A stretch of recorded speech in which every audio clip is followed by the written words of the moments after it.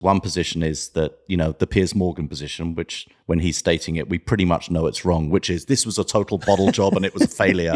I think we can write that out. And then the other position is this is exactly what we needed. We're looking forward to next season. We're going to be better. This has been a season of champions. It's a second place trophy that we deserve for how great we've been this season. That's also ridiculous.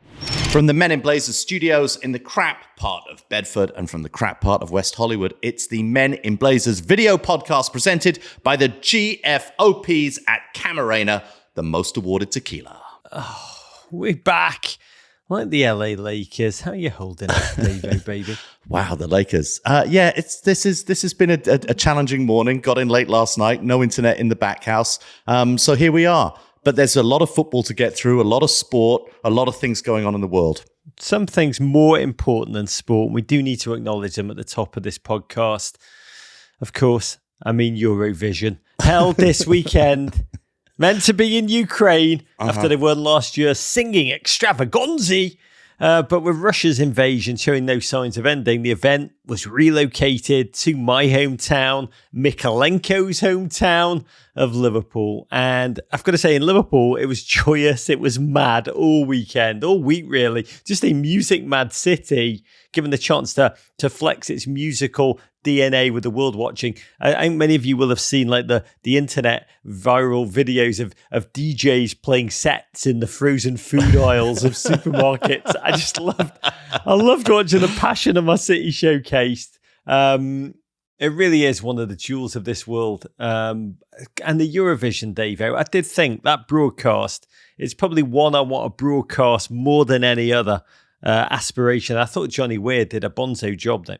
Yeah, GFOP, Johnny Weir, appeared on our show in Philadelphia last year. And despite that, still banging. Yeah, so true. Yeah, I didn't think about the Eurovision at all, Rog, until my son George finished his soccer game. Where were we on? We were in Brooklyn on Saturday and immediately said, I want to get home because I want to watch the Eurovision. I was like, what, in which for world we live?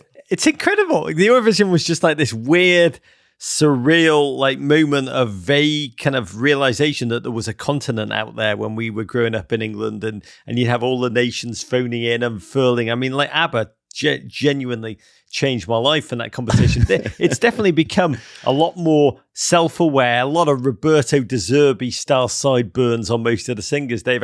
Every male performer actually looked like they could be Newcastle's next great left back. And I think, honestly, Eurovision is where Everton do a lot of their scouting. But my favourite bit, Kate Middleton did a fairly surreal cameo. Listeners, I don't know if you saw this, but she played the piano. And I'm sure this was like her advisor's great, show yourself as a cultural performer, Kate. But they didn't quite think it through because the Eurovision, as I said, played in Liverpool. And as soon as she came on, the crowd just started to boo her. Just boo her. Absolute scenes. It was magnificent, David. Yeah, that also could have been the rest of Europe booing her as well. Yeah, it was an odd decision for the Duchess of Cambridge, Princess of Wales, whatever she is right now. Can't keep up with it. Yeah. I think she's interim manager at Tottenham Hotspur. By the way, here's what I wonder to you, a TV person. Why isn't there American Eurovision Song Contest? Oh, Roger. Roger.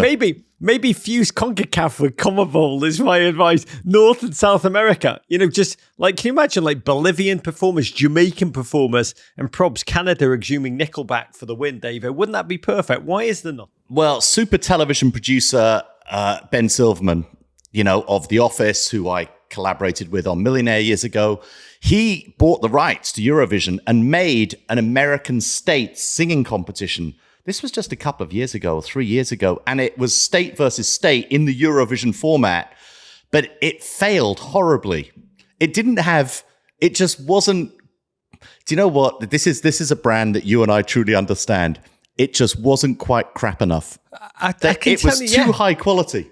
Yeah, I can tell you, Ben, if you're listening, mate, limiting it, I love our nation, but limiting it to just 50 states is, you've got to make it the Copa America Centenario of Eurovisions, if you catch my drift. Meld those two babies together, CONMEBOL and CONCACAF of singing. Yeah. And I think we've got a hit on our hands. Yeah, well, maybe we'll go and revisit that. We'll do a meeting. Let's have a Hollywood meeting with Ben and we'll and his partner Howard Owens, and we'll do that.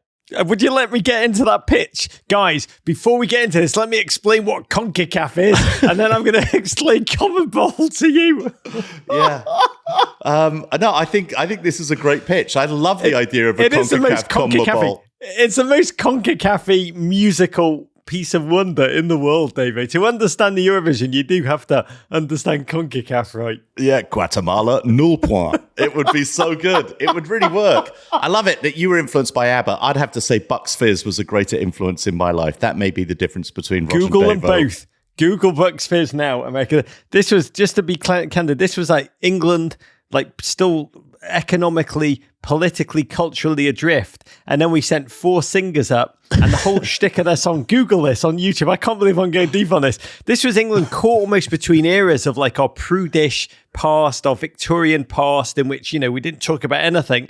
And the whole shtick was halfway through the song, 2 men, 2 women, women in long dresses. Halfway through the act, what happened, Dave? The men ripped the long dresses off the girls, revealing shorter dresses, or were they in leotards? I can't remember. Quite long, the dresses still by today.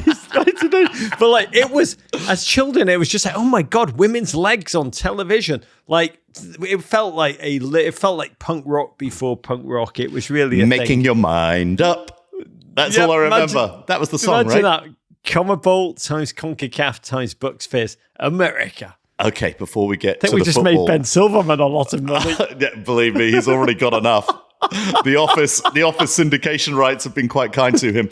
Before we get to the football, a quick word from Men in Blazers World Headquarters, where it is perpetually the business end of the season. And the big news, Rog, we're coming back to Twitch for our Men in Blazers Live and Dangerous sidecast presented by Paramount Plus. And it all goes down for the second leg of Manchester City versus Real Madrid. Wow. And what a guest lineup we've got joining us. Oh, this Wednesday, we will be joined by special guests from your New Orleans Pelicans, proper football, Larry Nance Jr., from your Portland Thorns and the Canadians women's national team. It's my mate, Janine Becky. And also joining us, you know and love him as Ted Lasso's Coach Beard. I know him as co-host of our Go Go USA podcast here on the Men in Blazers network. It's the one and only Brendan Hunt, Dave. I'm so bloody giddy to break down every single one of Pep's wild gesticulations and Mr. Carlo's occasional eyebrow yoga as these two football civilizations clash. Tell the people how they can get involved. And I only know Brendan Hunt as a Celebrity Jeopardy contestant par excellence, Rog. Just go to twitch.tv/Men in Blazers. That's twitch.tv/Men in Blazers to follow us. Paramount Plus on the main TV, Men in Blazers on your streaming device. It's a dual screen situation. Make it happen. For now, let's light this flare with a toast.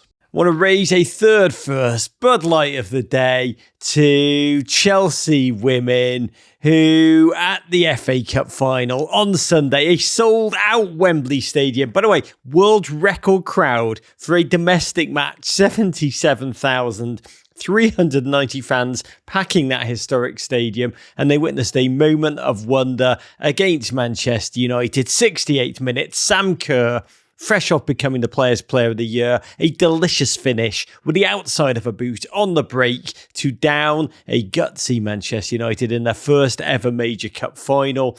Chelsea, my mate Emma Hayes hailed her team as hybrid monsters after their back-to-back FA Cup wins, 2 consecutive league titles in there, a third in sight. Emma Hayes, just incredible, by the way. 5th FA Cup win for her with Chelsea. She has 5 Women's Super League titles, 2 League Cups in there too. Toast to the players whose undeniable skill and athleticism has forced a football-loving nation to recognise the women's game for all that it's worth on a day in which the energy and fervour inside that stadium spoke volumes about the business and future of women's football, and it's magnificent to witness. Congratulations too, by the way, to my friend Lindsay Haram, who won the French Cup with victory over Paris Saint-Germain. Félicitations to Leon and Le Grand Haram. Honestly, Emma Hayes, Rog, it's pretty much the only pride we have as Chelsea fans right now is Emma Hayes and that marvellous, marvellous women's squad that she's got there. Okay, To the football, Rog. Everton 0, Manchester City 3. Football's equivalent of Stonehenge versus the Burj Khalifa sees Pep's mob roll the toffees in a Sunday afternoon stroll at Put your Goodison. arm off for Stonehenge. Yeah, exactly. It's still there. It's still there. At the start in this one, Ilkay Gundogan, who started the scoring in the 37th minute with a moment of footballing Pilates, taking a Riyad Mahrez ball down with his thigh and then with his back to goal, completing some sort of swivel roundhouse to put the ball past Jordan Pickford. I got it, lads! The German then teed up Erling Haaland to smash home a header for City's second. The Nordic battering Rams' 36th of the season, just 36. And then just after halftime, wow, Gundogan with a free kick that looked so effortless. He just sort of passed it into the net with a little flick. It was like hitting a forehand cross court from the half court. City are now just one win away from a Premier League title, and they've got 3 games in which to do it. They could also clinch before they even play again if Arsenal lose to Forest next weekend.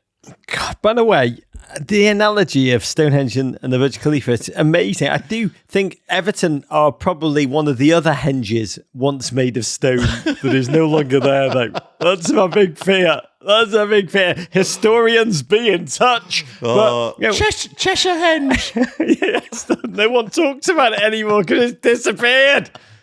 But Everton, the club I love. Oh, we should have made it of rocks. No. Why did we build it of mud? It rains so much here.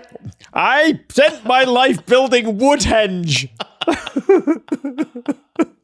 It was a mistake.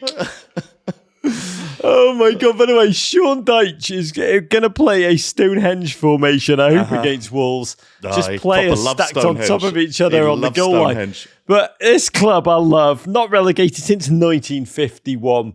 And I've got to be honest, this season of darkness, I had pre-sadnapped on this one. The sleep I had the night before, and I use that term lightly, there was not a lot of sleeping involved. I actually dreamed of the prospect of top of the table defending champions, what it must be like to support them, unbeaten in 21, won their last 10 in the Premier League.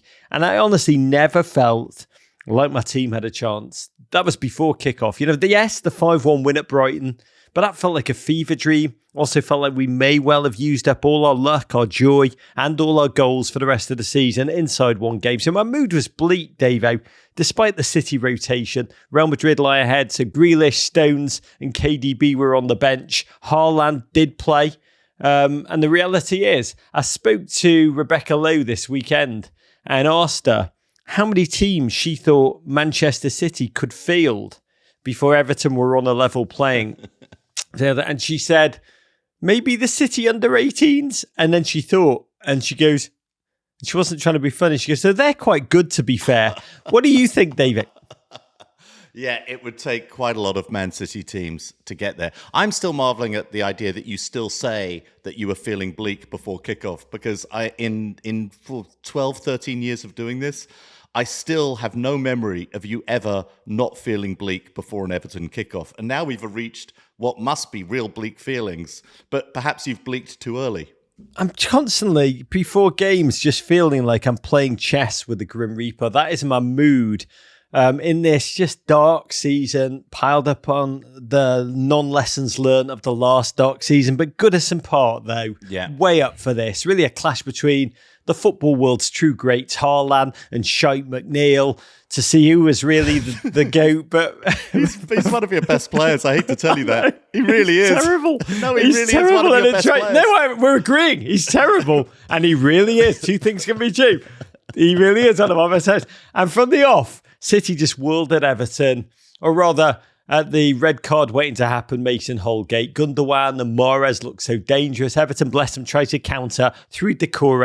And, he's such a joy to watch, Decore. He's almost hilarious. Just awful mistakes, 8 times out of 10.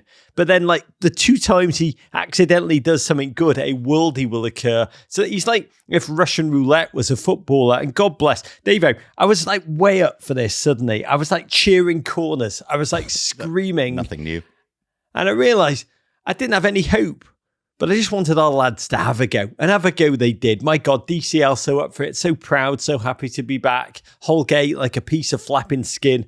In fairness to him, out of position. But It was like an infantryman in a movie that you have to carry around on your back. Arsenal, honestly, I was watching. If I was Arsenal, I would have sent Tierney during the game on the helicopter to just give us him on loan. But the commentators actually mentioned this, that the Everton faithful, the Goodison Park, every tackle, even a bit of good pressing, got the crowd up on their feet. Amazing. They are amazing. Those fans. We talked last week about how good they are at limbs. They're also, I don't think there's anyone better at wanker signs too. I mean, they're just the immense. Double fister. Yeah, just a double fister. What they do athletically, creatively, just 90 minutes of that. It does it. Your rotator cuff starts to tear at a certain point, but they push through the pain barrier. God, I love them. I really, really do. That park, I had a lot of mates there, a lot of mates from America who'd flown over for this game, just saying what a jewel of a place it is. And God, but then... the panic. Yeah, the problem, Rog, is that Man City... they don't just do possession. Man City do dominance. It's not possession. Possession statistics are so overrated. Possession doesn't mean anything. They do dominance. They do the control, the caress, the ideas of football. Honestly, it was like watching... I think I tweeted this. It was like watching a dojo filled with black belts just beat the crap out of a couple of kids who've self-taught themselves nunchaka skills by watching a few TikToks. And by the way, I said that on Twitter, and somebody sent me this incredible video of a guy who's quite famous as like the internet's martial art expert who went into a UFC training ground and then had the crap kicked out of him by the UFC instructor. It was horrific to watch, but less horrific than what followed, because it was really only City's frustration that was holding them at bay. Gerald Mina, God bless, taking every opportunity to kind of dark arts Haaland, clapping in his face, dangerous game. Kids listening, just know that juggling hand grenades with their pins pulled out is safer than what Gerald did throughout that game. We had one incredible chance, but it fell to hello God, it's me, Mason Holgate. And he kind of lost control of every one of his limbs at the same time. Every one of his limbs, every single limb. I don't know how many limbs we have on the human body, but everyone just he independently. He lost his entire skeletal structure and became just a blob. I love it. Every single limb just cascaded away from his control when he was right by the goal line. And honestly, in that moment, my son turned to me. He said, I would have preferred the ball drop to our dog, Martin Scorsese, in that position. And we were punished within 3 minutes. 37th minute, Gundogan surrounded by defenders. Still don't know what he did, what he computed, what lines of poetry went through his mind, what coding may have done, how he conceived of what he did, Davo. But it's rare to admit that the bullet that kills you, which was an agony, was also stunning and so beautiful you had to admire it. What happened? I still don't know. It's like his different torsos moved different, upper and lower, different. Well, number one, Man City at that point had 5 players in the box, which is amazing. 5 players in the box. You know, I watch Chelsea every week. If we get 1 player in the box every now and then, we're very excited about it. Applauding. But 5 players in the box as that ball came in. But you know the way the actors, they use that sort of, I don't know what the technique is. It Meisner, is it whatever it's called, where they have sense memory and they use something in their past experience to sort of inhabit the role that they're playing that moment. They take something from their real life and they bring it into their performance. The remarkable thing to me is that Gundogan must have done this before at some point in a training match or on the schoolyard or somewhere else. So he had it in his locker. He had this move in his locker. That's the most outrageous part of this. To know as you take that ball, oh, it's a little bit behind me. I'm going to take it on my thigh, and then I'm going to swivel and toe poke it with the outside of my right foot and put it into the net somehow. That's pretty audacious to even know that you've got that. God, it was like the only sporting moment I've ever seen like this, and correct me if I'm wrong, I think is that moment, you know, in that documentary, Air Bud. When the dog realizes he can dunk the basketball. I mean, that's what it was like. It was like bionic. It was, maybe your theory's right that he tapped into his inner Jeremy Strong and just located some deep emotion. But to me, it was sorcery. If we were in the Middle Ages, I would have accused him of sorcery. I would have said, it's a witch! Put that witch in the dunking chair! Because, by the way, this little witch whose contract runs out in the summer, surrounded by defenders, none of whom were mentally thinking for a second what was about to happen, that a human being was about to detach their lower and upper torsos and make them move in opposite directions, control that ball with his thigh. I mean, this was David Copperfield level crap, right? He span a little, but then decided to flick his boot at it. No look round the corner. It's like Patrick Mahomes' improvised pass style, mesmerizing, creativity, agility, perception, the doors of perception, elite athleticism, invention, all of it.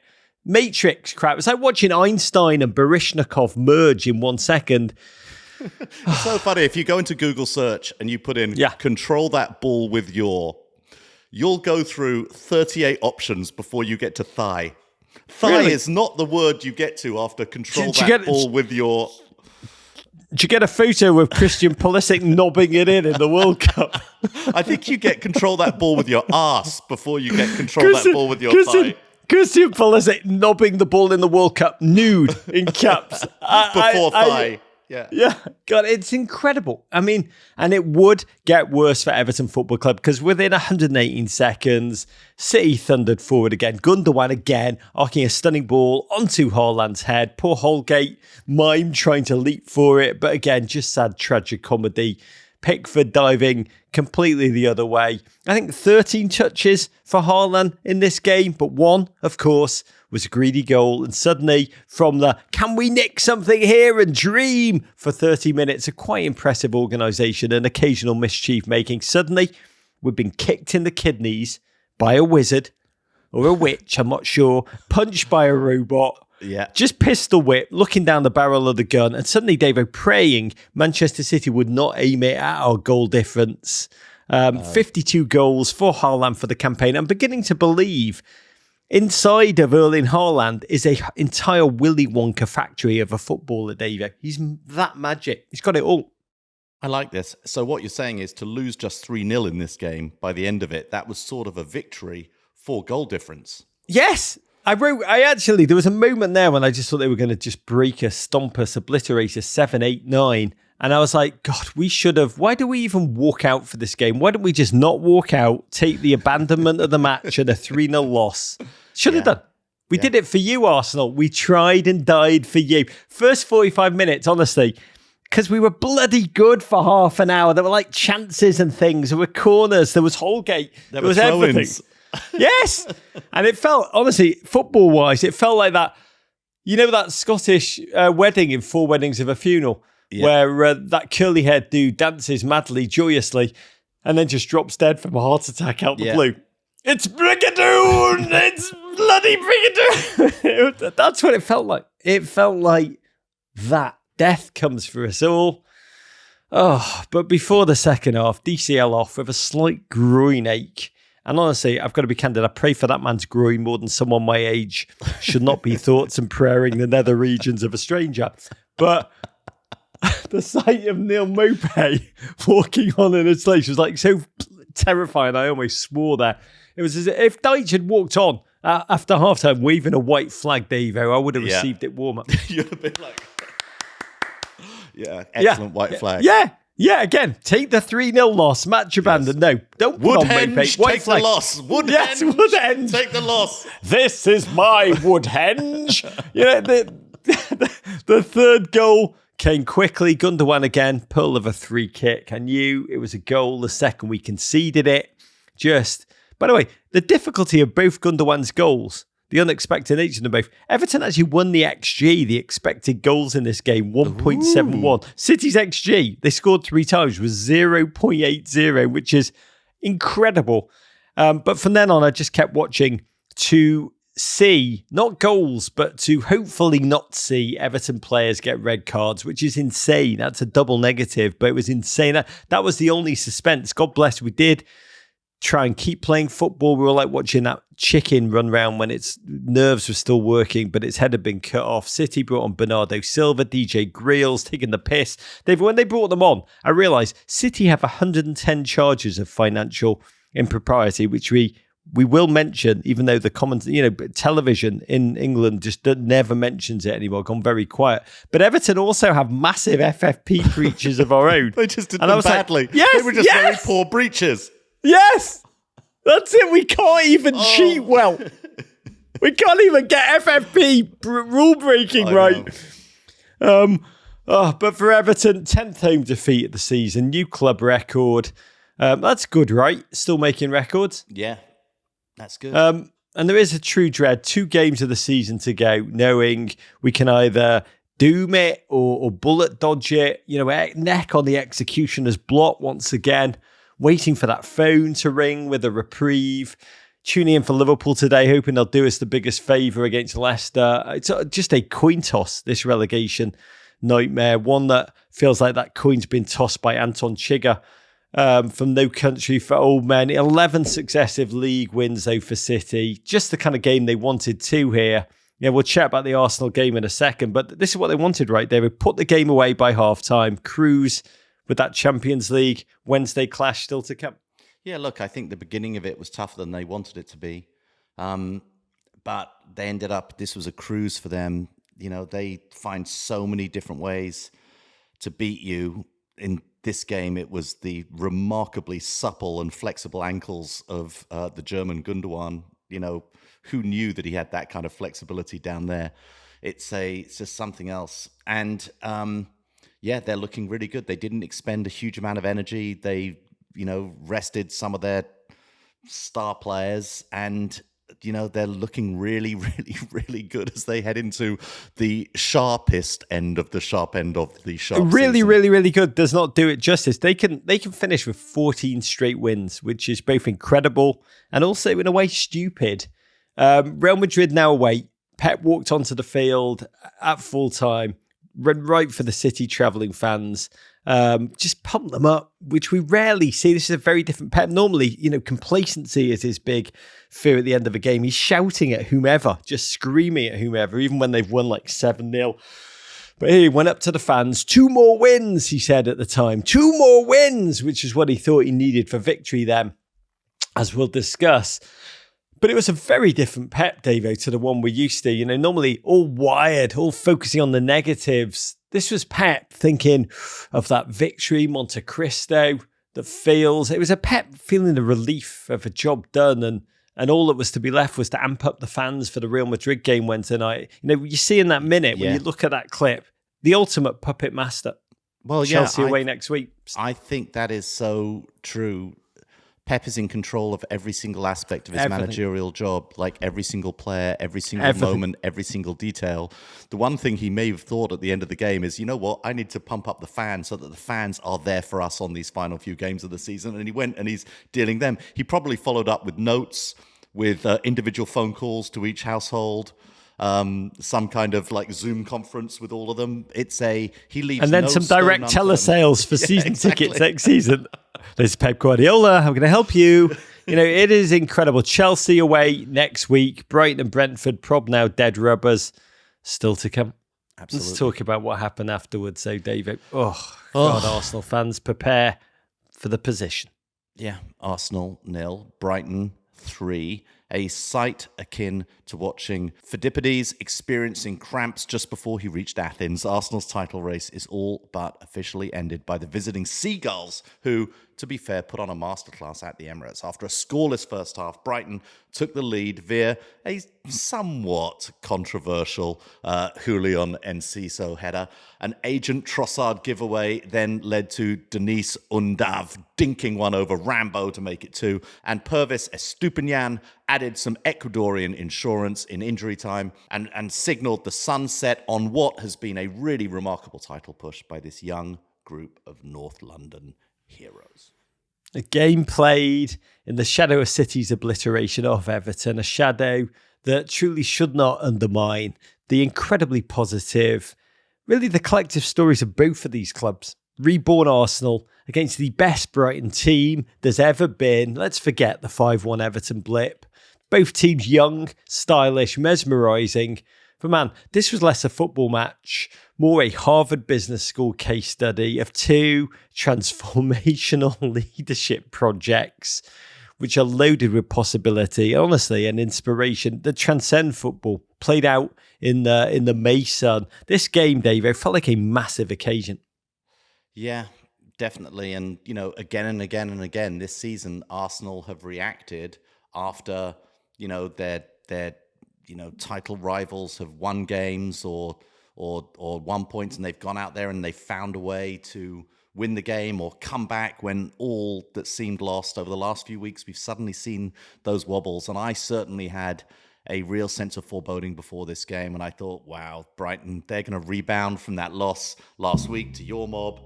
They're still trying to play for a European place. Yes. And it had a lot of danger signs written all over it. I had a sense of foreboding. Remember, this Brighton team have won at the Emirates in 3 of their last 4 meetings before kickoff. Arsenal was Zinchenko-less, and he's more than a footballer. He's really an energizer for them. De Zerbi had his Brighton team watching Michael Jordan videos to prepare them mentally to be ruthless, rebound from that Everton humiliation. I knew Arsenal were doomed when Pep cursed them pre-game. In his press conference, he said, I know Arsenal will win their last 3 games. The mind games of a he-devil. He knew exactly what he was doing as Arsenal flung themselves into the battle, with Brighton flinging themselves right back. Caicedo treated this whole game as a come and get me Arsenal audition, cut through Martinelli, which led to him to hobble off, replaced by Brighton old boy Trossard, a De Zerbi dissenter who has thrived at Arsenal, became very much the focus of the early exchanges down the left. Brighton fans booing his every mistake as the player himself started a tear at his former squad, sending rangefinders off the bar. And it was fascinating watching these two teams, total collective football, pressing, passing, enforcing themselves. Brighton willing to risk passes even into heavily marked teammates, which is amazing. They really negated each other in that first half. Second half, Arsenal knew they had to find a goal. A draw would do them no good at all. But instead it was Brighton who came to life. A goal, born of a long ball. Mitoma sprung. What a footballer. Whipped off Ben White's underpants. Found Estupiñán. It was very weird what happened, Dave. He spanked across, found tiny Paraguayan Julio Enciso, stooped, nodded home. Really a gasp of a goal from an Arsenal fan perspective. Gent started just 3 times, scored 4 goals, but he was unmarked because Kivior, I don't know would you describe it as fallen in battle? It was like watching Achilles get slain. A Ferguson cleat too, I guess, is Achilles, David, but it was a bit weird, and it was surprising to me it wasn't VAR'd. Well, yeah, I mean, we should say that the goals, even understanding every ludicrous decision that VAR makes, what VAR has been pretty consistent on since the earliest days of VAR is that there's a very high bar for goals to be disallowed for a foul in the build-up. It just has always been something. It's something which, a fan of every club who's protested that one of your defensive players or midfield players or forward players was fouled on the way to a build-up knows that there's a higher bar for that foul than if it's seen by a ref and called in real time. So that's one thing. Secondly, really, it took a super close-up, one of those circles for NBC Sports. There's obviously some sort of Arsenal assistant editor in the post room. He needed one of those zoomed-in circles to actually really show us what happened. That's the kind of contact that, if you go and watch Premier League, happens all over the field in every single game. And I would say, if this happened to my own team, I would expect my central defender to find a way to stay on his feet and keep on playing, not to go down like that with that kind of challenge that happens all over the park. God, it was hard to watch for me, knowing Arsenal fans just desperation, their hunger. And you just imagined on that team bus back from Goodison Park, Pep Guardiola laughing and shouting, "Alexa, play, don't look back in anger." Only City had won at Arsenal all season. But again, Arsenal knew a draw would do them no good, trying to muster a response. But the heart may have been in it. Legs not there. Crowd trying to rally their heroes with a gusto-filled rendition of "We got Super Mick Arteta." But Peter Drury was talking the truth. A sense of something seeping away in the very most Peter Druryest of ways. Reece Nelson drilled a low drive, flash past the post, but the batteries look dead. Brighton, honestly, Everton game, looking at this, may have just been De Zerbi looking ahead to his plan for this one, to swarm, hem Arsenal in down the flanks with audacity and temerity. So admirable watching the team who were meant to have had their heart ripped out when Graham Potter and his coaches left mid-season. They just regenerated, stronger, harder. Their rise, the product of great ball planning, risk management, got the dagger late. Trossard coughing up the ball, it had to be him. Fell kindly to Undav, finished with a delicate, lethal lob. Hugh De Zerbi charging down the sideline like Jose Mourinho with bad facial hair. Did another knee slide after a 96-minute Estupinian finisher. Some manager, David, that human being. Remember, no wins in his first 4 games. There was a moment when there was so much doubt around him, but now a march to glory. It's like in this moment, Davo, he wanted to make sure we knew this day of Brighton slaughter was very much about him, right? Yeah, and you said it earlier, this lack of fear, the risk management, and the idea of playing the ball into the heavily marked player. You know, we see it in basketball all the time. You throw the ball in the double team. If you've got a player who can pass out of the double team quickly and find the open man, that's how you get the 3-point shot. He does a similar thing in football. The pass goes in. It's not the obvious open pass. The pass goes into the player who's surrounded by 3 people, 4 people. But what he knows is, that pass is going to be difficult to get out of his feet. But if he gets it out of his feet, they're going to have multiple man advantages and open space all over the field. I love it. Yeah, Brighton and Hove Albion, I love them. This team that Ted Lasso said sounds like a law firm. They are magnificent. They are so excellent. Whole team electric. I mean, incredible response to the Everton shock. Immense achievement from top to bottom. Scouting, recruitment, business, management, tactics, execution. Now on the brink of European football for the very first time. Incredible to think they're in the 3rd tier. As recently as 2011, the football brave, audacious, as you've just described, perfect balance really of risk and reward. They may now lose Caicedo and McAllister, but according to my mate Fabrizio Romano, poised to add Watford's attacking Brazilian João Pedro, old man James Milner, Dortmund's midfield fist Mo Dahoud. They're going to join and have to fight an excellent battle, their most excellent battle on 2 fronts next season, which will be interesting to watch. But God, De Zerbi himself said, Davo, in a way I think that shows that he watches Succession.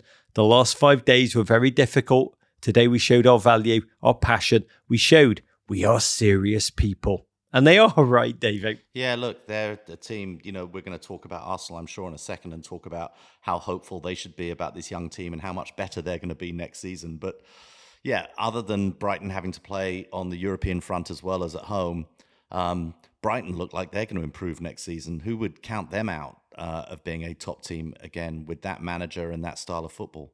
Talking of style of football, Arsenal Football Club, yes, on this day, thrashed in a must-win, one that revealed that they need an elite central defender as cover. They need more options in midfield. Peter Drury, though, hymned, "It is all but Manchester City's." He came up with this great line, "The low sun of early summer begins to set on Arsenal's beautiful journey." Don't know how he freestyles this. 4 points gap. City have a game in hand. Honestly, the league title could be over before City even play. If Forest get any kind of result against Arsenal next Saturday. But what do you make of it, Davo? Arsenal, opposing fans, they'll talk about the close to the season, this last 7 stretch, drawn, lost, 1-1, lost, 9 points out of 21. They'll talk about it as, quote, a bottle job. And Arsenal definitely run out of energy, physical and mental fatigue. The injuries, yes, Saliba, but even with them, they did wilt in the crucible of pressure. Gundogan was asked after that City victory, what's the difference between City and Arsenal? And he said, I think the way we handle pressure. Ultimately, that was right? Yeah, look, I think there's a danger in these situations to only have two positions. One position is that, the Piers Morgan position, which when he's stating it, we pretty much know it's wrong, which is this was a total bottle job and it was a failure. I think we can write that out. And then the other position is, this is exactly what, we needed. We're looking forward to next season. We're going to be better. This has been a season of champions. It's a second place trophy that we deserve for how great we've been this season. That's also ridiculous.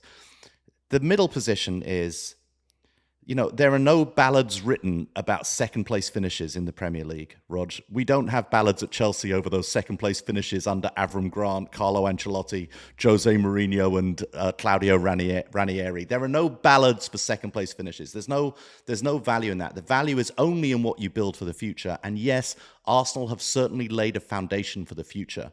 But your chances to win Premier League titles come few and far between. They're not the only team who are going to be better next season. Other teams are going to be better next season.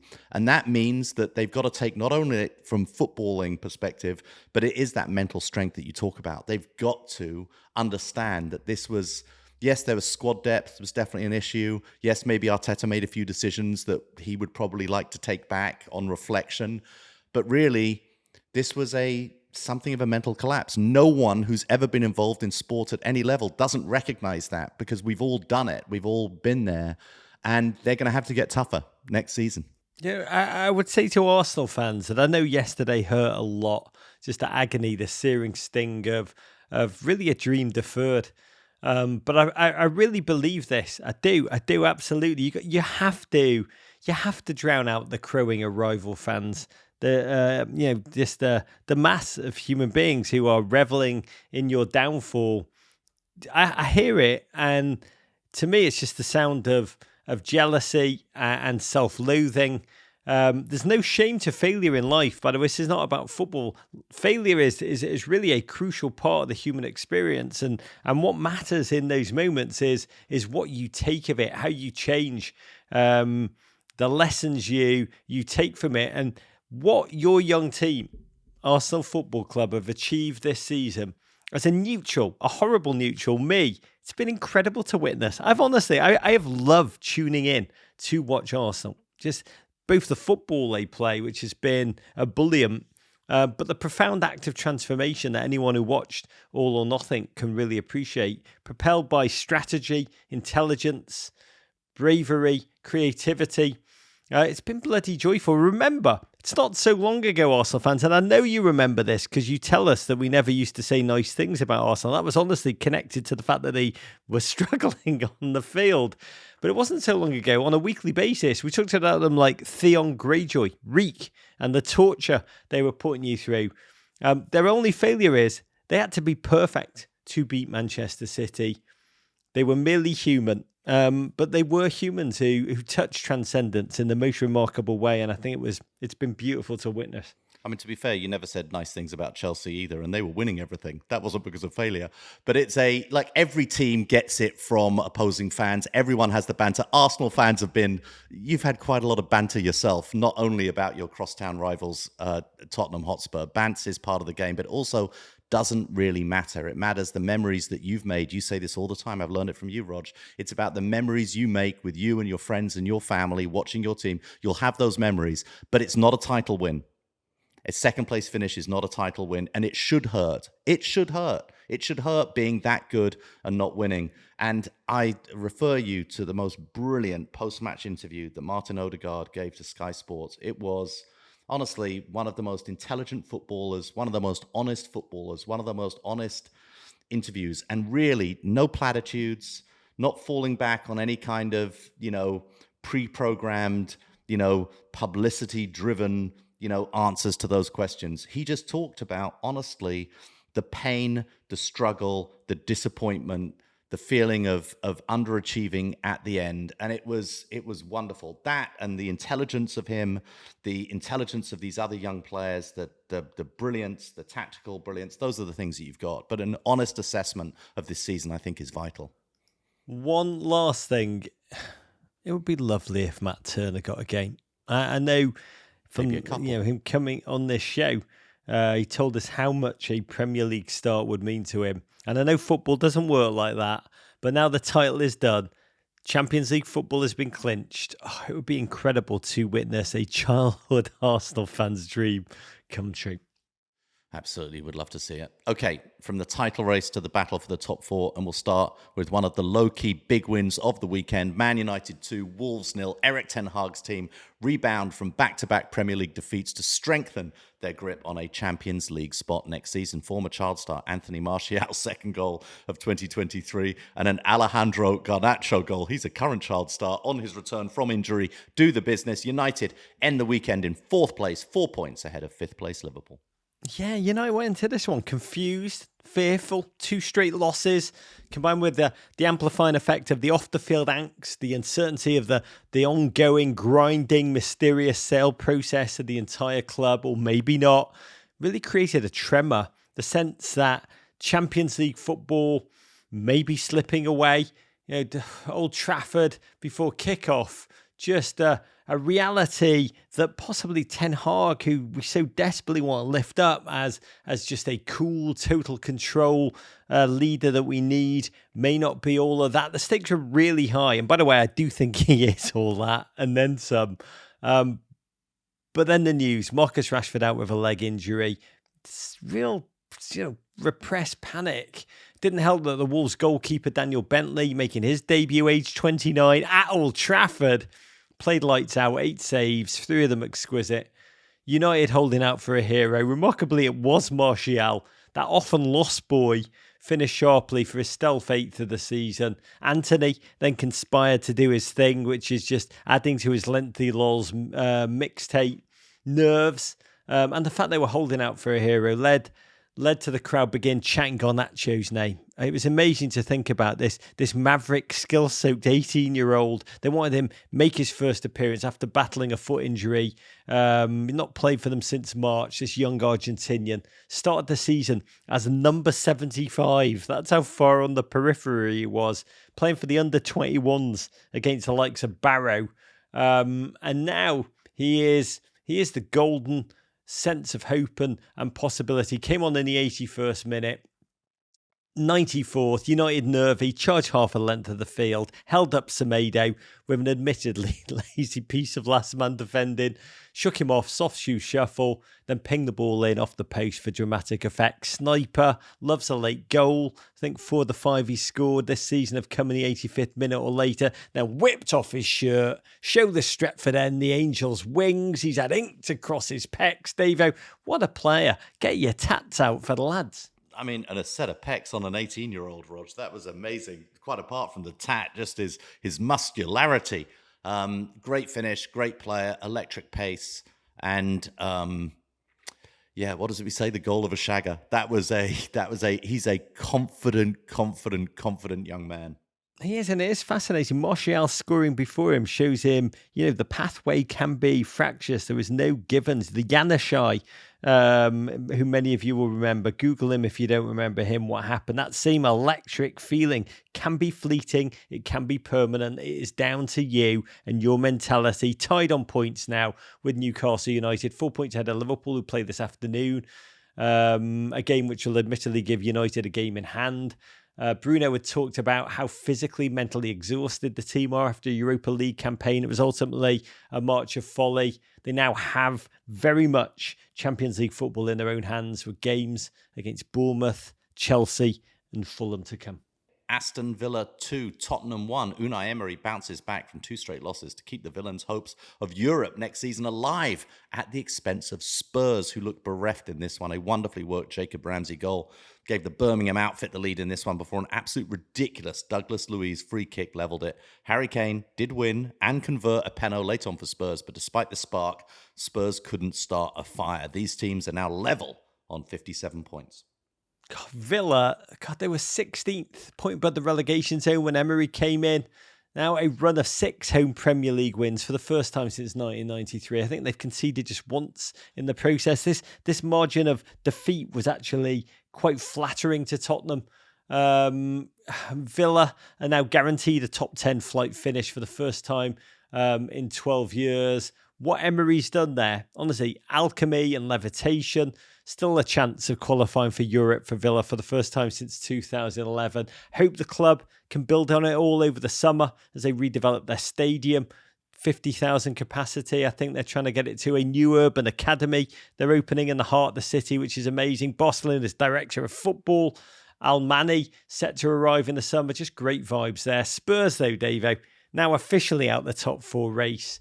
When Conte was fired or fired himself, did he self-fire? Is that a thing? You can't quit me, I'm fired. Yeah, he did something. He tipped his own king, without a doubt. Yeah, but we use their hand to tip his king. Tottenham are in fourth.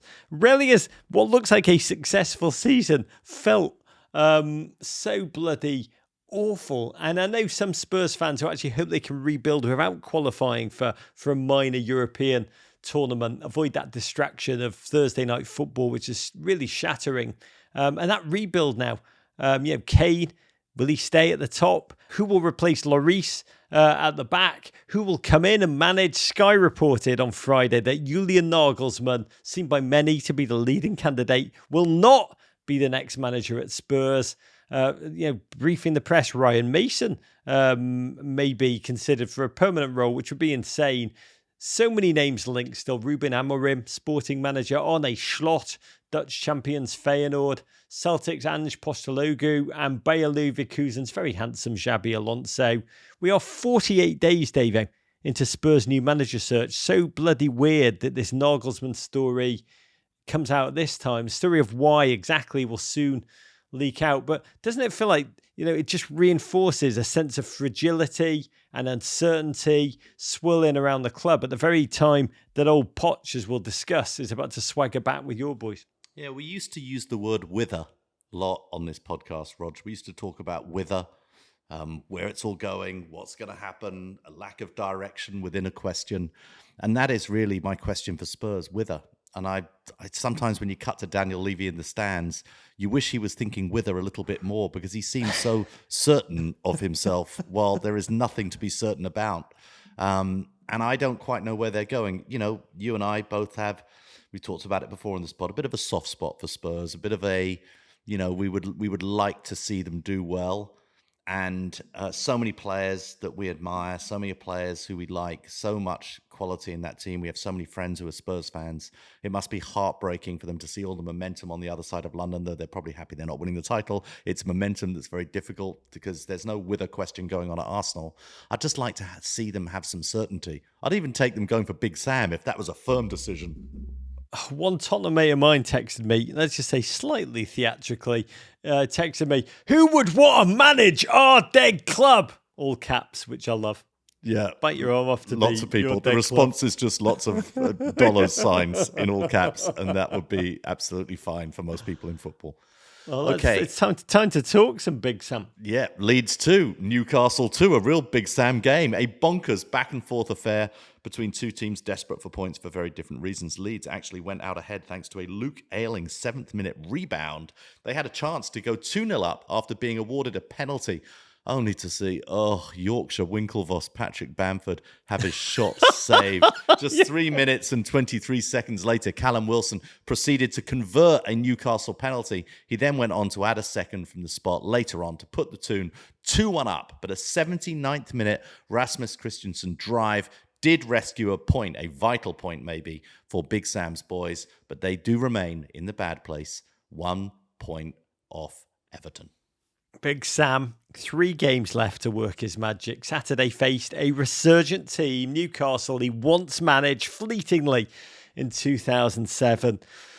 Does Big Sam carry a grudge? I mean, is eating pie better than making sweet, sweet love? And Allardyce had said Leeds could not afford to lose, and Ellen Road was a cauldron. Fans really seem to love Big Sam. Came in out of the sun, basking in their adoration. Really an adoration based on desperate fear and true need. He really is their only hope. He had his Leeds playing just absolutely helter-skelter frenzy from the off tackles, hard fought, passes going everywhere, scramble mode, and it paid off. Bamford, fine ball. Rodrigo rose up, headed it down. Nick Pope flying, trying to palm it off, but Luke Ayling, club icon, really struggled this season. 250th appearance of his Leeds career, swooped in, side foot, more than a goal, a lifeline. And Newcastle, we talk about their vaunted defence. Still the best in the division, but just one clean sheet, I think, now in their last 17 games. Leeds tried, forced themselves on again. This is against Newcastle. Champions League seeking Newcastle, who seemed shattered. Guimaraes looking utterly spent. And Leeds probably couldn't believe how easy it was to bully that once feared midfield. Suddenly, Greenwood slipped in Firpo, charged into the box. Joe Linton tried 3 times to hack him down, was finally successful. Penalty, up went Bamford. Davo, we know what happened.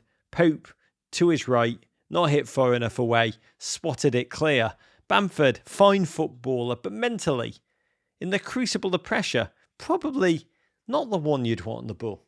I can't remember who it was. I think it was Vincent Van Patten, or maybe it's another tennis coach. But in the Blink, that marvelous non-fiction novel by Malcolm Gladwell, he talks about how there's this legendary tennis coach who could watch a player before they hit a serve and know if they were going to double fault. He could see something in their countenance, in the way they were preparing, in their face, in the way they were holding their body, and he knew it was going to be a double fault.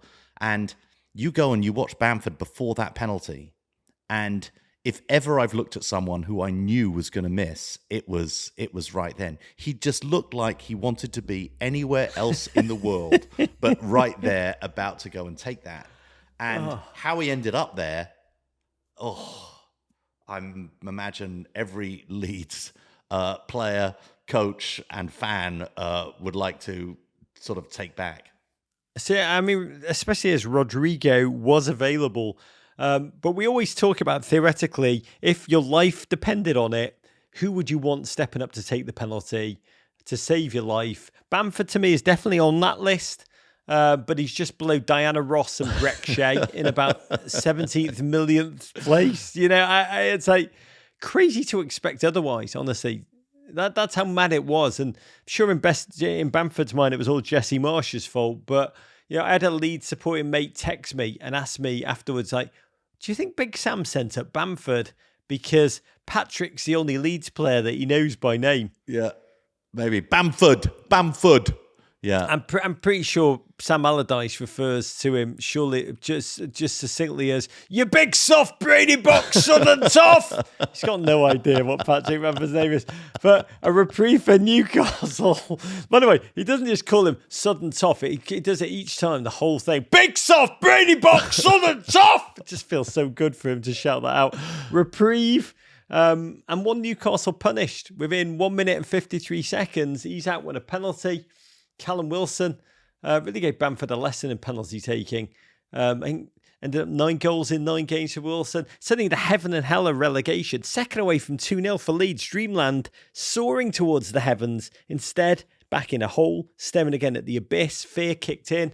Realisation that instead of something to win, they had something very precious to lose. Football bad. Drama enormous. Willett looped across him from the right. Isak under the ball. Poised to head home. But then Junior Firpo, big air, up high, up higher. Honestly, it was a penalty he gave away, but you almost just had to admire his athleticism, his hops in giving it away, David. Yeah. I was at my son's soccer game this weekend, and one of the other dads sort of said to me that he thought that penalty was a little bit harsh. And it's when you're sort of having a conversation, trying to come up with an answer about, okay, I sort of understand where you're coming from, but it was tough. It was a bolted on penalty. Was the other dad Dikembe Mutombo? I don't know what he was. Greatness respects greatness. I don't know what Firpo was thinking. Shot blocking. Yeah, or maybe just trying to make a big body to make it difficult for the man behind him to head the ball. But you have to do that without actually, touching the ball with your hand. It would help. So God bless. Yeah, it was crazy. Second penalty for Callum Wilson against Joe Robles, trash talking him to his face. No difference. Newcastle knocking on heaven's door, aka the brink of Champions League football. But Leeds, credit them, resilient, always feeling they had a puncher's chance. Completely unexpectedly, they struck back off a corner, slap shot from Rasmus Christensen, really answering the prayers of the Leeds faithful as it clicked off Trippier's face on the way in, leaving Pope flat-footed. Incredible moment of belief, of hope. Big Sam swagger returned, and the football was terrible. drama couldn't be beat. There were more emotional twists and just angst in this entire 90 minutes and in Alanis Morissette's entire Jagged Little Pill album. Dave, one horrifying sight that we do need to touch upon, Leeds fan able to breach security to such an extent, he actually was able to confront Eddie Howe in front of the Newcastle dugout. Eddie Howe's vain assistant, Jason Tyndall, was no doubt insulted the fan didn't confront him. But my lord, from a security breach, terrifying, right? Howe said post-game, moments like that make you think about the safety of staff and players in the Premier League. It was woof. We can laugh about it, but to do so really doesn't capture just the awfulness of what that moment could have been. Yeah, it's absolutely awful, and it could have been horrific. I think we saw another instance this weekend in Spain where, the Espanyol fans, the ultras. Yeah, they chased Barcelona off the pitch, and that was terrifying also. So yeah, there's a lot to look into there. Yeah, and Barcelona, just a memo, don't celebrate your title win on your rivals, your struggling rivals' home turf. Just saying, that's an Everton fan speaking, but not going to lie, Davo, did not feel great cheering for Newcastle, Saudi Arabia for 90 minutes. Not my best day. Weird game. At different points, both teams won and lost and ended up drawing. Leeds, though, saw it through a point. Could be a crucial point. First one for the Allardyce regime. Point for Big Sam. Feels both kind of pint of white wine half full and pint of white wine half empty. His team no longer leaking goals. Locked down the back. They fight. They don't capitulate. And that's fast progress. Ultimately, that's what Leeds fans want, Davo. Fight. Okay, Southampton 0, Fulham 2, an opener from Carlos Vinicius and a stooping header from a gent who has real-life experience launching arrows on funeral pyres. The Serb, Aleksandar Mitrovic, they serve as the Saints' funeral as they are mathematically relegated after an 11-year lease on Premier League life. Record 15th Premier League win for Fulham, who many predicted would be straight back down again this season, but it was a last dance for Southampton, down really without a whimper. Had to win to stay up. They failed. This team had been a Premier League fixture since 2012. Hadn't won a league game since March. You're sad to see them go, David? Not especially. I think I predicted this maybe last season, not this season. I thought Southampton were going to go down. That club had some strange decisions this year particularly, but there are some players who I am going to miss a lot. I imagine that Southampton are going to be raided by other Premier League teams and the teams coming up for some of those players. You look at a guy like James Ward-Prowse, you can't imagine him not being useful to a team somewhere in the Premier League, certainly. But yeah, they've played some wonderful football. It's an incredibly well-run club. In some ways, they were Brighton and Hove Albion before Brighton and Hove Albion were Brighton. That's the warning. That's the warning. So yeah, I think they'll be back. Great support, great pitch, great stadium. Good club. 3 managers this season. Years of gradual decline, culminating total flat tire of a season. Reports of a divided locker room between young and old players in the wake of 165 million spluttered on 15 mostly raw young talents across 2 windows in this first full year of Serbian billionaire Dragan Solak's ownership.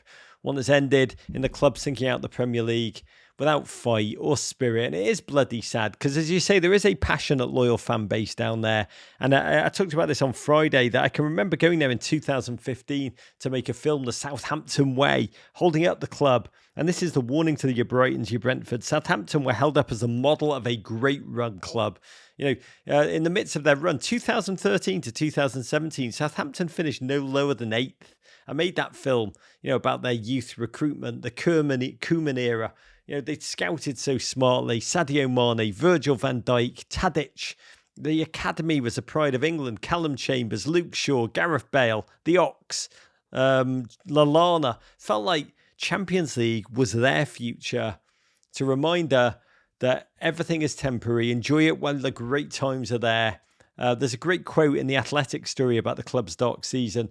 One of the players said, relegation is like being punched in the face 100 times before having your head chopped off, which captures a lot. However, there's also a school of thought, the Burnley school of thought, that when you go down, most players' contracts are reduced by 40%, which leads to an exodus, chance to reset with youth, young and hungry.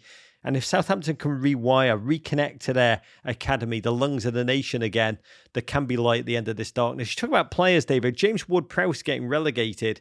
I did wonder, chatting to a mate this weekend, if this is the best calibre group of players to ever be in a relegation battle. If you put together and many GFOPs send these in because they always do when we talk about it, you put together an 11 of like Morgan Gibbs-White, James Maddison, Jordan Pickford, Tyler Adams, James Ward-Prowse, Ruben Neves, Declan Dwight Rice, McNeil. and more. Yes, thank you. Mate, I mean, honestly, it's incredible. But that's the Premier League. It is just so much quality from the top to the bottom. And, we watch these, remarkable fans. I think all the time about the early days of this season and, the Leeds bandwagon and the number of, our GFOPs who got so excited about Leeds and the inevitability of this team on the rise. And it's just, it's a tough league. It will bite you in the arse because every single week. I do wonder where that best relegation battle 11 would actually come in this league if you pieced it together, David. But I think JWP is going to be awesome at Burnley. The problem is they'd have to play against the worst Premier League, the worst league-leading team 11. That's amazing. You'd have to put a team of like, I was actually going to name a Chelsea player, but we're not even in the top of the league. You'd have to take the worst players playing for the best teams and see them playing against the best players playing for the worst teams. This could be a big idea. I think we just solved the Super League problem. Oh my God, I hope Burley's not listening. Brentford 2, West Ham 0, Bees versus Bubbles in this longitudinal London derby. East London travelling west to West London, and it was Ivan Toney-less Brentford who went ahead thanks to a tidy strike from Brian Mbeumo, his 7th of the season. Then they doubled the lead via a good old-fashioned long throw, Ben Mee flick, a Johan Wieser finish. Meanwhile, for the Irons, it's all eyes on Thursday and the second leg of their Europa Conference League semi-final against AZ Alkmaar. Yeah, this is West Ham's second string. Rice, Bowen on the bench, Antonio resting a knock ahead of their Europa Conference second leg, facing a Brentford without Ivan Toney, as you say, out with a hamstring injury.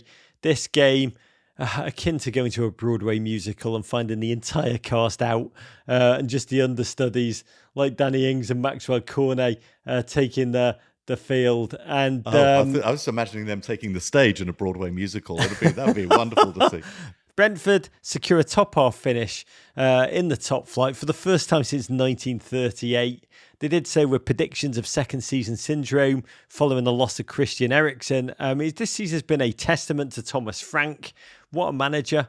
Talking of managers, here's the worry for Everton. David Moyes clearly now focusing purely on the Europa Conference League campaign, resting players, and the Irons' final 2 games in the league against Everton's biggest rivals in the bid to avoid the drop, Leeds United and Leicester City. David Moyes, I know you listen to this podcast. I'm begging you on my knees. I'm begging you, please, don't leave us this way. Crystal Palace 2, Bournemouth 0, Selhurst Park looking more like Rucker Park as a pair of and one mixtape touresque goals from Crystal Palace sink the cherries. 2 wonderfully intelligent, artistic, skill-soaked team goals capped by Eberici Eze highlight just how much this Palace team has to be excited about going forward. Both these teams safe and Uncle Roy free to look forward to Ibiza where he'll be DJing this summer. God, 787 pages of James Joyce Ulysses. If that was what this Premier League season has been, the Roy Hodgson revival would be just a minor, probably forgotten, but truly joyous subplot. I mean, Palace were flailing. The arrival of this old man, this retread, this warmed-up corpse, it's meant to doom them Instead, it's been the kiss of life, one that's delivered, and not in a defensive missionary position football kind of way, but goals, goals, goals. Look at that second Palace goal. Majestic team move, invention, clinicality, kissed home by Eze, a gent who's now reached double figures goals in just 28 games, fulfilling his promise at the very time Will Zaha, out of contract at the end of the season, was cheered off the field by a home crowd who are not sure if they'll see him again in a Palace jersey. Bournemouth, poor on this day, but now safe. Huge respect to American owner Bill Foley, who promised as such and has delivered. And Bournemouth social media manager unleashed a truly great video capturing every pundit over Christmas, declaring that Bournemouth guaranteed, odds on, lock on, you can count it to go down. They live. Another tiny subplot, which deserves huge, huge respect. Fighting Cherries. Okay, one game that's going to kick off right around the time this pod is released. Leicester City versus Liverpool, the game in which we'll get to experience the strange phenomenon of Rog cheering harder than most Liverpool fans for a Reds victory, and then the sight of post... yeah, Klopp's post-game fist bumps. You want it. You want it. Yeah. And whoa. Please send me video of that. And talking of games for Rog cheering for teams that he doesn't normally cheer for, Chelsea 2, Nottingham Forest 2. Basically a one-on-one game between Forest, Taiwo Awoniyi and Raz, both of whom had braces. A massive point for the tricky trees here. Yeah, this is the game between the team with the league's worst record, 1 win in 17 this season on the road, and the team with the league's worst away record, 1 win in 17 this season, just 6 points gleaned for Forest, and the team really with the league's worst vibes. And I'm old enough to remember when Stamford I'd Bridge call it a massive point for Chelsea in this game, not a massive point for the tricky trees. I felt, we did Roger a favour by eking out a point. I know, thank you. I remember when Stamford Bridge was prefaced by vaunted fortress, but you kind of saw this coming. And worse, if we're being honest. And you are right. Yeah, I mean, by the way, so bloody happy for Taiwo Awoniyi, who's been fantastic down the stretch. It's great to see his story just coming to fruition when his team need it. In fact, Forest will. I'm also, by the way, happy for Raz. It was so great to see him score. I think his first goals since February. Second one was the razziest goal. Yeah, that ever razzed. And this was after Chelsea had been booed off. By the way, they think Chelsea, Todd Burley's probably saying, let's just have a boo track on the loudspeakers and save the fans the effort. It's so great. The Chelsea fans, with this awful team, they stay till the end to boo their team off. The Arsenal fans didn't stay till the end to applaud their team. It's so weird what happens at different ends of the form spectrum. Yeah, and at the end, God, Forest could have actually won it. Lodi had a couple of chances which he didn't take, so there'll be some ruining from a Forest perspective, even though they would have bitten their arm off for a point before kickoff. And the result leaves Forest in 16th place on 34 points, 3 above the drop, with a shattered Arsenal next and Palace to finish off the campaign. Chelsea, meanwhile, feel like they're in like kind of witness protection-esque obscurity, 11th on 43 points. When I watch him, I think of Henry Hill at the end of Goodfellas just saying, yeah, and I get to live the rest of my life like a schnook.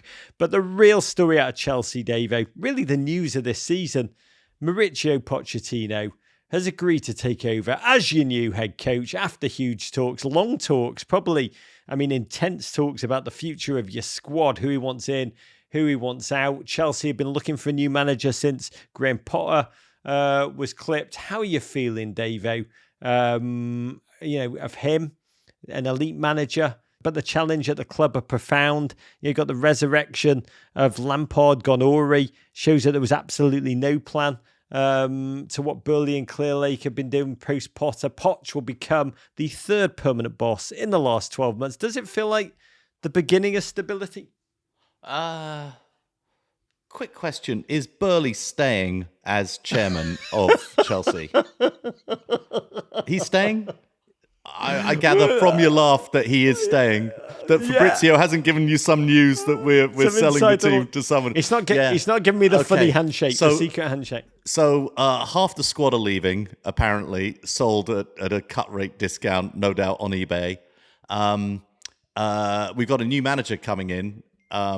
But Burley is staying after whacking Tuchel because Tuchel was unhappy apparently that Burley was running all the transfers without talking to Tuchel about it. He whacked Potter after hiring a manager who he said that he wanted to like have a young manager come in and give him time, let him get his vision in and give him time. They've got the manager for the future to go and do it. So yeah, I think that Pochettino is a fantastic hire. I think it's the best possible hire in the circumstances. You do? I think he'll come in, and I think for some of those Chelsea players who are going to remain, and some of those younger players, who've come in, I think he'll be a very, very good manager. But the main problem at the club still remains. It's still there. Does it have a name, David? Clear Lake Capital? Yeah, it's still there. All those incoming. I think Mudryk is going to be those long contracts that they've given him. Mudryk's going to be like the new receptionist at Clear Lake Capital in Los Angeles. They probably play their receptionist more than they pay Mudryk. I mean, the only thing is they are on low salaries, but it's going to be it's going to be interesting. I mean, they're going to have to get rid of a lot of players, and they're going to be selling people for peanuts. Ziyech is now the office manager at Clear Lake Capital. Do you need some more Post-its, guys? He's driving a forklift at their warehouse, and they don't even keep anything in their warehouse. We didn't need a warehouse, but we just needed a job for him. So now we brought a large warehouse and lots of forklifts. I love a warehouse.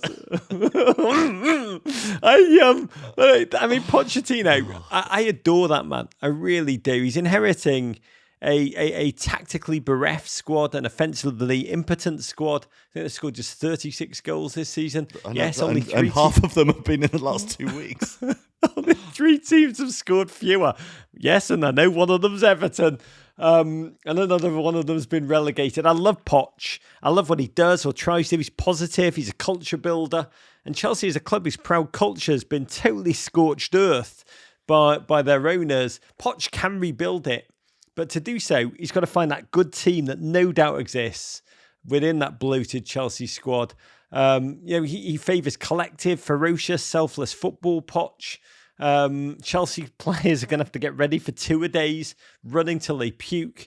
He trains his team so hard. The Spurs players told me that they needed 3 lungs just to make it through pre-season. That's the first step, how the team engage with that, whether they receive it. And allow Poch to build that committed culture, that good vibes infused kind of Tottenham team of Harry Kane, Sonny, and yes, Dele Alli. Remember that one that he turned into a clenched fist all the way to the Champions League final. But David, we also saw him toil and flail like so many at PSG, undone by Neymar and Mbappe and the politics of the club. I think ultimately his success is going to be determined by his ability to, as you're hinting, can he wrestle control of the club's agenda from Clear Lake and Burley? Can he define it? That, I guess the acid test is this, Davo. Burley wanders into the locker room to give his first team talk next season. How Poch responds will tell us all we need to know. Yeah. And I think you're right. And there are some young players or some players who are now almost senior players on that squad who they do feel like Poch kind of players. I mean, a Reece James, you look at a Ben Chilwell. Even Mason Mount, even though the club seem to want him gone, he feels like a Poch player. I actually would say Christian feels like a Poch player, a player who will run and run and run and run and run. I think he's a pretty good, in the event that he stays. I know the club seem to want him gone, but Poch, you look at Christian, you think, oh, that's a Poch kind of a player. Like he could play well under him. Yeah. So, when you say the club want them gone, they've sent him an email saying, "What size Clear Lake Capital overalls do you wear, Christian?" It's difficult because Ziyech can only go left in the forklift. We need someone who can go right. Can you do it? So we'll have to see.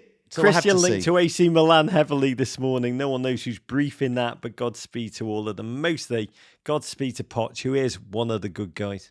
Yeah, absolutely. Looking forward to it. But don't hold out a huge amount of hope.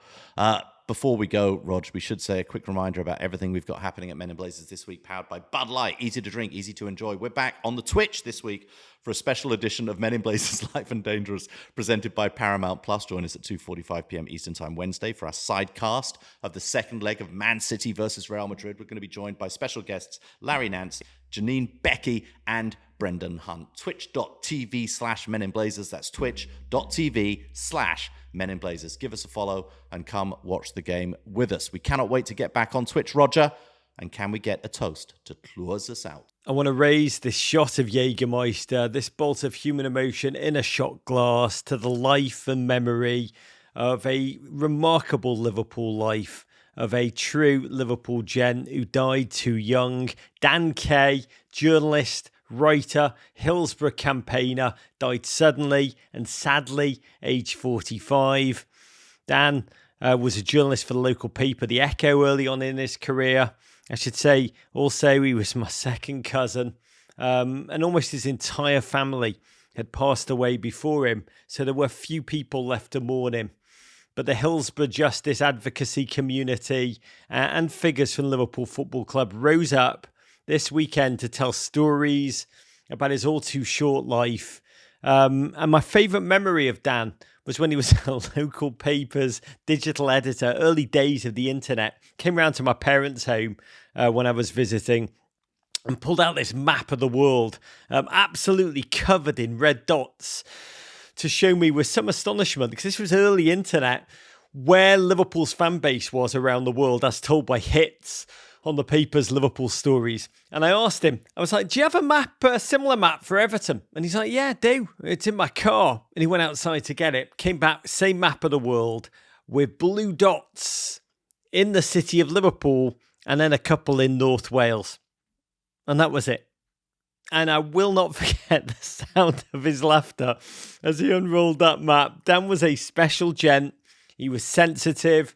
He was passionate. He felt things to his life, to his memory, and the Hillsborough advocacy community for whom his passing has no doubt reinforced truly tragic memories of their own.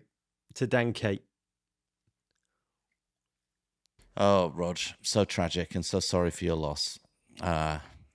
To better days ahead for all, David. Yeah, you can follow us on Twitter at Men in Blazers, at Embassy Davies, at Rog Bennett, on Instagram, at Men in Blazers, at Embassy Davies, on Facebook, Men in Blazers, on Twitch, twitch.tv/Men in Blazers. We're on YouTube. You can see a video version of all of our podcasts, including this podcast, which we will release in full, and also our TikTok. Look for it at Men in Blazers. You can always email us at meninblazers@gmail.com. Venderpunk, Rog. War Pig. Was that a Rabona? I like snacks. Balls win, balls win. Take that, Gloria. Balls lose. To Tweed. Abrigado, rock on, mate. Kung Fu fight in America. Love you, Davo. Love you, Rog. How do you think Mudrick will be a very good receptionist? Hello. Subscribe here for more Men in Blazers videos and courage.